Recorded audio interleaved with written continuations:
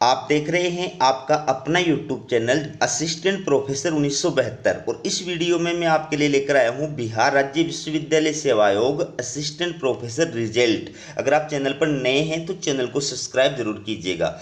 चलिए वीडियो की शुरुआत करते हैं। ये आप देखिए बिहार राज्य विश्वविद्यालय सेवा आयोग पटना के द्वारा ये 30 मई 2024 देर रात्रि को आवश्यक सूचना जारी की है। और ये सूचना किससे संबंधित है?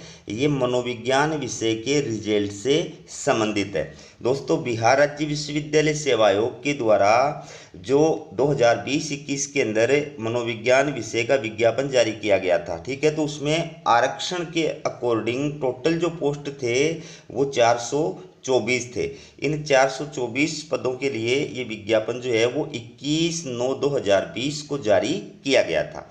अब इस भर्ती को लेकर के कई प्रकार के जो केस थे वो चल रहे थे, तो लास्ट में पटना हाई कोर्ट के द्वारा जो आदेश दिया गया था उसके आलोक में शिक्षा विभाग बिहार पटना से प्राप्त मनोविज्ञान विषय के विभिन्न आरक्षण कोटिवार संशोधित रिक्ति अधियाचना के आलोक में दिनांक 27/1/2023 से 31/1/2023 तथा दिनांक 28/5/2023 को साक्षात्कार का आयोजन किया गया था।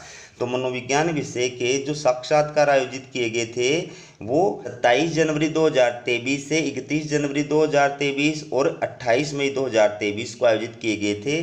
तो साक्षात्कार में सम्मिलित अभ्यर्थियों के अकादमिक अंकों या शैक्षणिक परिलब्धियों तथा साक्षात्कार में प्राप्त अंकों के योग के आधार पर आरक्षण कोटिवार चयनित अभ्यर्थियों की सूची निम्नवत है। ठीक है, तो अभ्यर्थियों के एपीआई स्कोर प्लस इंटरव्यू दोनों को मिला करके और जो है उनका रिजल्ट जारी किया गया। दोनों के अंकों के आधार पर अलग अलग जो है कैटेगरी के हिसाब से, आरक्षित कैटेगरी के हिसाब से रिजल्ट जारी किया गया है। तो ये आप देख सकते हैं मनोविज्ञान विषय के अंदर टोटल 424 जो अभ्यर्थी हैं उनको क्या किया गया है? सफल घोषित किया गया है। सबसे पहले आप देखिए अनारक्षित श्रेणी हेतु चयनित अभ्यर्थियों की सूची, ये यूआर कैटेगरी के जो अभ्यर्थी हैं उनकी सूची है, ये उनकी यूनिक आईडी नंबर है। ठीक है, तो ये आपका पूरा जो रिजल्ट है वो मैं लेकर के आया हूँ।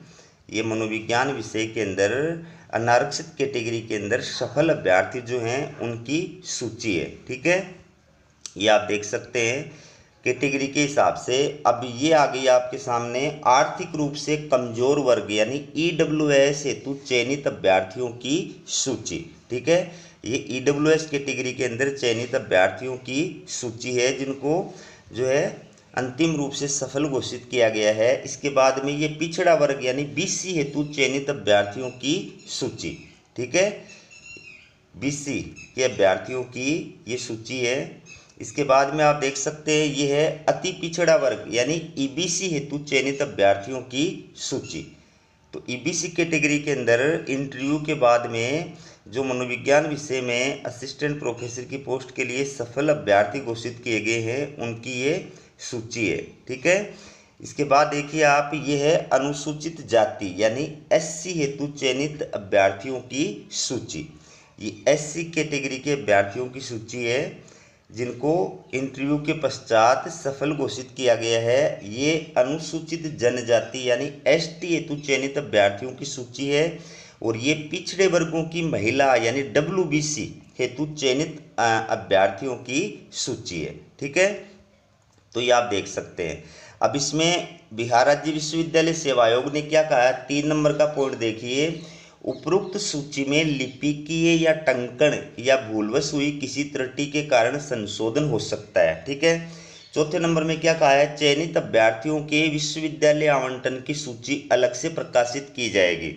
तो ये जो अभ्यर्थी चयनित हुए हैं मनोविज्ञान विषय के अंदर, इनको कौन सा विश्वविद्यालय जो है मिलेगा, किस विश्वविद्यालय में इनको ज्वाइनिंग प्रदान की जाएगी, उसकी सूची और उसकी सूचना बिहार राज्य विश्वविद्यालय सेवा आयोग जो है वो अलग से जारी करेगा। इसके बाद में 5 नंबर का पॉइंट देखिए, माननीय उच्च न्यायालय पटना में दायर ये वाद संख्या है अलग अलग। ठीक है, और अन्य वादों में माननीय उच्च न्यायालय पटना द्वारा पारित न्यायादेश के आलोक में सफल अभ्यर्थियों का परिणाम उपयुक्त याचिकाओं में पारित अंतिम, ठीक है, अंतिम आदेश के फलाफल से आच्छादित होगा। यानी बिहार राज्य विश्वविद्यालय सेवा आयोग के द्वारा ये अंतिम रूप से सफल अभ्यर्थियों की सूची जारी की गई है।